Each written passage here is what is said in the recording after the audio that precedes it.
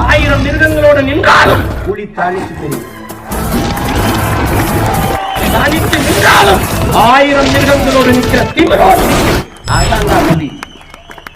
அதான் புலி. பேரன்பிற்கினை தமிழ் சொந்தங்களுக்கு புரட்சிகர வணக்கம். இன்றைக்கு காணொலியில் நம்ம என்ன பார்க்க போறோம்னா, இந்த கேரக்டரை பற்றி ஒரு அழகான ஒரு லைன்ஸ் ஒன்று இருக்கு. when wealth is lost, nothing is lost. when health is lost, something is lost. when character is lost, everything is lost. நீங்கள் பணத்தை இழந்துட்டீங்கன்னா நீங்கள் எதையுமே இழக்கல. ஆரோக்கியத்தை இழந்துட்டீங்கன்னா எதையோ ஒன்று இழக்கிறீங்க. ஆனால் குணத்தை இழந்துட்டீங்கன்னா நீங்கள் எல்லாத்தையுமே இழந்துடுறீங்க. ஆமாம், இப்போ நம்ம ஏதாவது சொத்து இழந்துட்டோம், ஒரு பல லட்சம் ரூபாய்க்கு, ஏன் பல கோடி ரூபாய்க்கு சொத்தையே இழந்துட்டோம் அப்படின்னா அதெல்லாம் ஒண்ணுமே இழந்ததுக்கு சமமே கிடையாது. அது நீ எதையுமே இழக்கல அப்படிங்கிறது அதுக்கு அர்த்தம். நம்ம உடல் நலத்துல ஏதாவது கோளாறுங்க, நம்ம வந்து குடிச்சு வந்து கிட்னி வந்துருச்சு, லிவர் போயிருச்சு, இல்லை வந்து கண்ணு பழுதாயிருச்சு அப்படின்னா எதையோ ஒரு சிலதை நம்ம இழந்துட்டோம். அதுவும் வந்து நம்ம முற்றிலுமா இழந்துட்டோம் அப்படின்னு கிடையாது, ஏதோ ஒரு சிலதை இழந்துட்டோம் அப்படின்னு அர்த்தமா. ஆனா இந்த கேரக்டர்ன்றாங்கல்ல, அந்த கேரக்டரை இழந்துட்டோம்னு வச்சுக்கோங்களேன், வாழ்க்கையே மொத்தமா இழந்த மாதிரி அப்படின்னு சொல்லி நம்ம தளபதி நம்மளுக்கு பாடம் எடுத்தார். அப்ப நம்ம என்ன பண்ணணும், கேரக்டர்ல ரொம்ப சரியா இருக்கணும். நீங்க வந்து நீ எது சரியா இருக்கியா அப்படின்னு விஜயை பார்த்து நீங்க இந்த கேள்வியை கேட்கக்கூடாது. ஏன்னா இன்னைக்கு வந்து ஹாட் டாபிக், இன்னைக்கு தமிழ்நாடு ஃபுல்லா சென்சேஷன் நியூஸ் என்ன தெரியுங்களா? இந்த நியூஸ் தான். நம்ம செயல்பாட்டை நம்பி நம்மளோட சில பேர் வரலாம் இல்லையா, அதுக்கான அரசியல் சூழல் உருவாகலாம் இல்லையா, அப்படி வர்றவங்களையும் நாம அன்போட அரவணைக்கணும் இல்லையா. நமக்கு எப்பவுமே நம்மள நம்பி வர்றவங்கள அரவணைச்சுத்தானே பழக்கம். அதனால நம்மளை நம்பி நம்மளோட களம் காண வர்றவங்களுக்கும் ஆட்சி அதிகாரத்துல பங்களிப்பு தந்து அதிகார பகிர்வு செய்யப்படும். நீங்க விஜய் வந்து தயவு செஞ்சு தவறா நினைக்கக்கூடாது. விஜய் வந்து அவர் வந்து தவறானவர். இப்பதான் சொன்னாரு கேரக்டர் தான் முக்கியம்னு சொன்னாரு. அப்படி கேரக்டர் முக்கியம்னு சொல்லக்கூடிய விஜய் அவர்கள் போயிட்டு ஒரு இந்த மாதிரியான ஒரு வேலையை செஞ்சுட்டாரு அப்படின்னு நீங்க நினைக்கக்கூடாது. அதுல வந்து அவரே சொல்லியிருப்பார், நம்மளையும் நம்பி பல பேர் வருவாங்க இல்லையா, அவங்களுக்கு நம்ம ஆதரவு கொடுக்கணும் இல்லையா, ஆட்சியிலையும் அதிகாரத்திலையும் பங்கு கொடுக்கணும் இல்லையா, நம்மளை நம்பி வரவங்க நம்ம அரவணைச்சு சேர்த்துக்கணும் இல்லையா அப்படின்னு அவர் அப்ப சொன்னது. அப்ப புரியல, இப்ப புரியுது, இப்ப புரியுது. அப்போ புரியல, இப்போ புரியுது. என்னடா இது வந்து ஒரு தனிப்பட்ட விஷயம், ஒரு தனி நபருக்கான விஷயம், அவர் குடும்ப வாழ்க்கை, அதுல போய் நீ மூக்க நுழைக்கிறியே அப்படின்னு நீங்க கேட்கலாம். உண்மையில நம்ம அதெல்லாம் மூக்க நுழைக்கல. விஜய் இப்போதான் சமீபத்துல சொன்னாரு, அதாவது ஆண்களுக்கு பெண் வந்து சமமான வந்து உரிமை கொடுக்கணும்.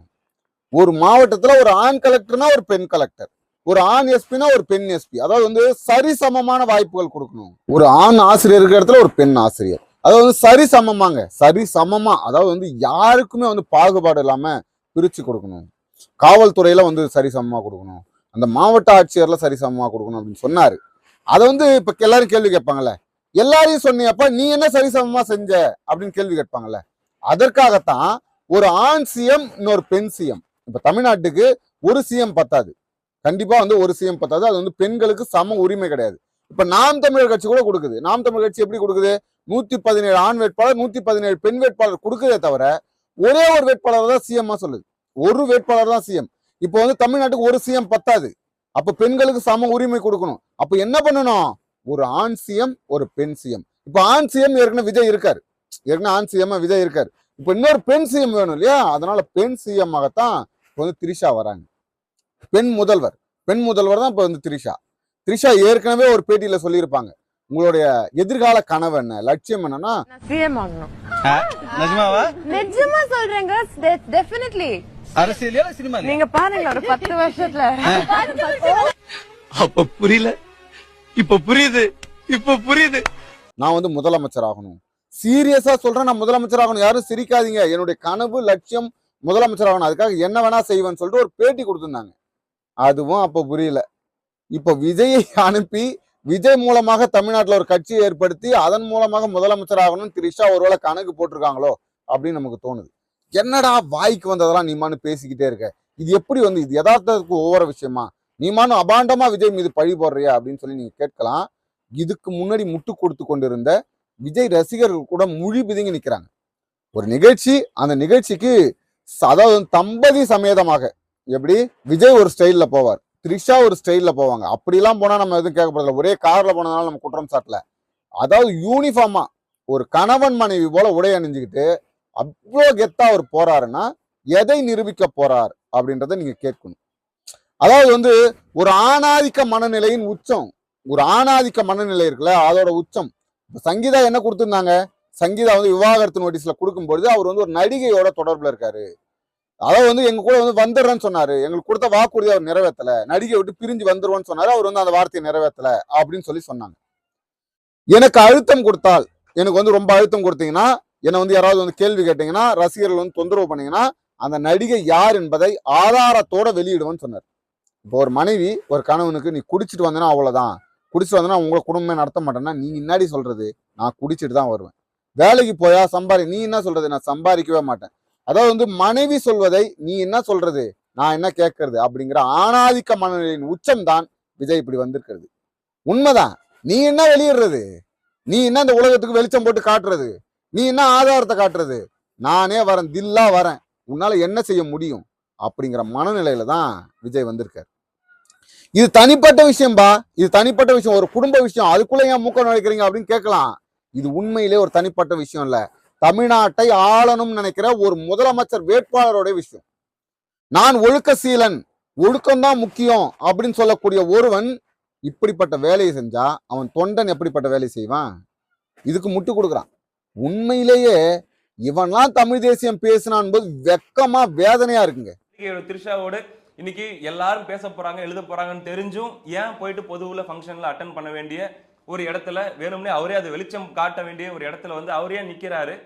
அவரை சுற்றி என்ன நடந்துச்சு இல்ல அவருக்கு என்ன நடந்துச்சு தெரியாது. இந்த நாய் பிரியா குமார் அருள்நாதன் பயங்கரமா அறிவாளி, புத்திசாலி, 7-8 அறிவு அப்படியே வழியிற மாதிரி பேசுவான். அவ்வளவு பெரிய அறிவாளி அப்படிமா. இன்னைக்கு எங்க சங்கீதா தரப்பு அவங்க வந்து சொல்லிட்டாங்க, வெளியில சொல்லிட்டாங்க. விஜய் தரப்புல என்ன இருக்குன்னு அவர் சொன்னாதானங்க நம்மளுக்கு தெரியும். இன்னைக்கு அவர் ஜோடியா வந்துட்டாரு அப்படிங்கிறதுக்காகவே நம்ம அவர் மீது அபாண்டமா குற்றம் சாட்டிட முடியுமா? அவர் தப்பானவர் நம்ம சொல்லிட முடியுமா? ஏண்டா இதுல அவன் நல்லவன் சொல்றதுக்கு என்ன இருக்கு? நல்லவன் சொல்ற ஒரு பெத்த பிள்ளை ஒதுக்கிருச்சு, பெத்த தகப்பம் ஒதுங்கி போயிட்டான், மனைவி ஒதுங்கி போயிட்டா, குடும்பம் உங்க கூட குடும்பம் பண்ண முடியாதுடா, நீ ஒரு சைக்கோ நாயிடா அப்படின்னு சொல்லி ஒதுங்கி போயிட்டாங்கன்னு வச்சுக்கோங்க. இதுல அவனுக்கு நல்லவன் என்ன சர்டிபிகேட் கொடுக்கறதுக்கு இருக்கு? இதுல அவரா வந்து சொல்லணுமா, அவரா வந்து வெளியில வந்து என்ன வந்து என் மனைவியால கொடுமைப்பட்டேன், சித்திரவாதை அனுபவிச்சேன் அப்படின்னு சொன்னா அவருடைய விஷயம் தெரியுமா? அது வரைக்கும் நம்ம அவரை பத்தி பேசக்கூடாதுங்க, பேச முடியாதுங்க. அப்படி பேசணும்னா அது ஒரு அபாண்டமான குற்றச்சாட்டுங்க. அப்படின்னு பேசுறவங்கலாம் உண்மையிலே மனிதனான்னு தெரியல. அப்படியே இவனுக்கு 7-8 அறிவு இருக்கிற மாதிரி தமிழ் தேசியத்துல இப்ப சீமான் போய் பார்த்துட்டு வந்தார். முதல்வர் ஸ்டாலின் அவர்களை உடல் நலம் சரியில்லைன்னு நேர்ல போய் விசாரிச்சுட்டு வந்தாருன்னு வச்சுக்கோங்களேன். அப்படியே குதிச்சான் தையத்தக்கன்னு. அது எப்படி போய் விசாரிக்கலாம், அங்க போய் அவர் எப்படி பேசலாம், அவர் பொட்டி வாங்கிட்டாரு, பணம் வாங்கிட்டாரு, திமுகவுக்கு அடிமையாயிட்டாரு. அது உங்களுக்கு முழுசா தெரியுமா? திமுக கிட்ட பணம் வாங்கினாருன்றது அவர் ஆதாரத்தோட ஏதாவது உங்களுக்கு கிட்ட ஆதாரம் இருக்கா? திமுக கிட்ட போய் உடல் நலம் விசாரி, ஒரு அரசியல் நாகரிகத்துக்காக செய்ததை உன்னால என்ன வேணா பேச முடியும். ஆனா நான் வருவேன்டா, கெத்தா வரேன், என் பொண்டாட்டி என்ன காட்டி கொடுக்கறது, நானே வரேன், இதுக்கப்புறம் என்ன யார் என்ன பேசினா எனக்கு என்ன இருக்கு அப்படின்னு சொல்லி வரக்கூடிய ஒருவனை அவனை குற்றம் சாட்டக்கூடாதுங்க. அவர் வந்து ரொம்ப யோகியங்க, அவர் வந்து ரொம்ப ரொம்ப புனிதருங்க. அவர் மீது எப்படிங்க நம்ம அபாண்டமா குற்றம் சாட்டுவது? அவர் தரப்பு நியாயத்தை நம்ம கேட்கணுமா இல்லையா அப்படின்னு பேசுவது எந்த விதத்தில் நியாயம்? எந்த விதத்துல நியாயம் சொல்லுங்க? ஒண்ணும் இல்லைங்க, ஒண்ணுமே இல்லை. விஜய் வேற ஒரு உலகத்துல வாழ்ந்துட்டு இருக்காரு. செத்து போனான் 41 பேர் செத்து போனா, 41 தன்னை நம்பி வந்தவன் 41 பேர் செத்து போனா. அவன் வீட்டை போய் பார்க்கறது துப்பு கிடையாது. அந்த இடத்துல பயங்கரமா கூட்டம் கூடிடும், அதை வந்து கட்டுப்படுத்த முடியாது. திரிஷா கூட ஜோடி சேர்ந்து சுத்த முடியும். இதை நம்ம தவறா நினைக்கூடாது, தவறா பேசக்கூடாது. இப்ப விஜய் என்ன மனநிலையில இருக்கான்னா, அவர் வந்து முதலமைச்சர். விஜய் வந்து இன்னைக்கு தமிழ்நாட்டோட முதலமைச்சர். தமிழ்நாட்டோட முதலமைச்சர் ஆண் முதலமைச்சர் இருக்காரா, பெண் முதலமைச்சர் ஒருத்தவங்க வேணும். பெண் முதலமைச்சர் வேணும். தன் மனசுக்குள்ள நான் ஏற்கனவே பல காணொலிகள்ல சொல்லியிருக்கேன், அவரோட ஆள் மனசுக்குள்ள போயிட்டு நீங்க தான் தமிழ்நாட்டுடைய அடுத்த முதல்வர், உங்களுக்கு தான் அந்த சக்தி இருக்கு, திமுகவை எதிர்ப்பதற்கான வலிமையான சக்தி உங்ககிட்ட தான் இருக்கு, திமுகவை அழிப்பதற்கான வலிமையான சக்தி உங்ககிட்ட தான் இருக்கு அப்படின்னு சொல்லி யாரோ போய் ஆள் மனசுல சொல்லிட்டான். அது அப்படியே நம்பிக்கிட்டு நாம தான் முதலமைச்சர் ஆயிட்டோம்ல. நாம இப்போ முதலமைச்சர், நமக்கு வந்து இன்னொரு முதலமைச்சர் பெண் முதலமைச்சர் ஒருத்தவங்களை நியமிக்கணுன்றதுக்காக த்ரிஷா கூட சுத்திட்டு இருக்காப்புல.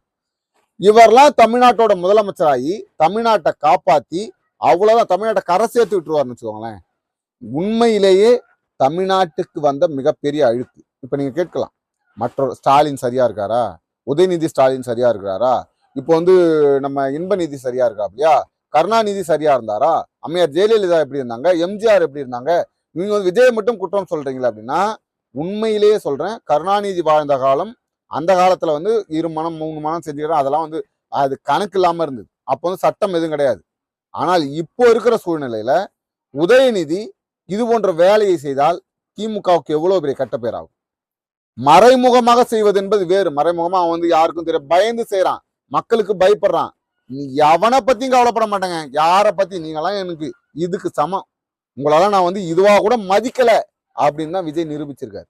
அதைத்தான் விஜய் இப்போது செய்து காட்டிட்டு இருக்காரு. உண்மையிலேயே ஒரு விஷயம் தெளிவா தெரியுது. ஏன் விஜய் கட்சி ஆரம்பிச்சதுல இருந்து அரசியல் காலத்துல இறங்கல, அரசியல்ல ஈடுபடலன்னா, நம்ம நெருக்கத்துல போனாதான் நம்மளை பத்தி விடயம் வெளியில வராது.